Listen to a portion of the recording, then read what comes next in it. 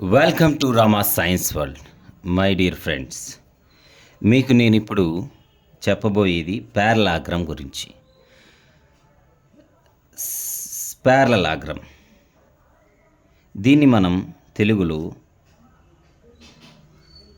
సమాంతర చతుర్భుజం అని చెప్పవచ్చు. దీన్నే మనం పారలాగ్రామ్ అని చెప్తాం. ఈ పారలాగ్రామ్ గురించి చెప్పాలంటే మొదటిగా ఆపోజిట్ సైడ్స్ అనేవి వాటి యొక్క లెంత్ అనేది ఈక్వల్గా ఉంటుంది. First point. రెండో పాయింట్, ఆపోజిట్ యాంగిల్స్ అంటే ఈ ఆపోజిట్ యాంగిల్స్ అనేవి ఈక్వల్గా ఉంటాయి. రెండో పాయింట్. మూడో పాయింట్,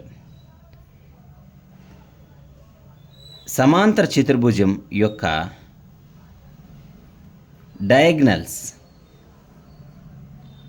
వీటి యొక్క డయాగ్నల్స్ అనేవి బైసెక్ట్ ఈచ్ అదర్ అంటే సమానంగా విడిపోతాయి, ఈక్వల్గా ఖండించుకుంటాయి.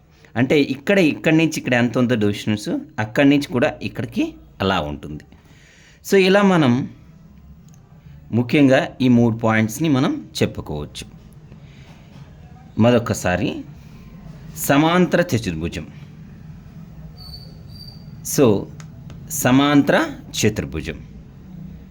సమాంతర చతుర్భుజాన్ని మనం ఈ విధంగా రాయవచ్చు.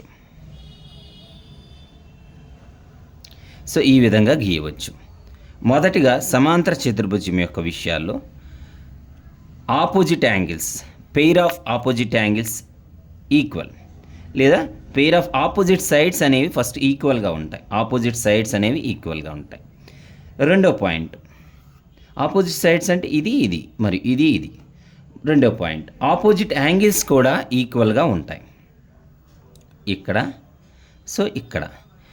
ఆపోజిట్ యాంగిల్స్ కూడా ఈక్వల్గా ఉండడం జరుగుతుంది. నెక్స్ట్ మూడో పాయింట్, ఇక్కడ ఈ యొక్క దీన్నే మనం డయాగనల్ అంటాం.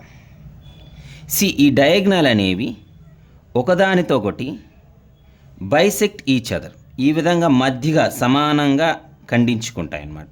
బైసెక్ట్ ఈచ్ అదర్ అన్నమాట. ఈ విధంగా మనం వీటి గురించి కొన్ని ముఖ్యమైన పాయింట్స్ తెలుసుకున్నాం. ఇది పారలాగ్రామ్ అని మనం చెప్పవచ్చు.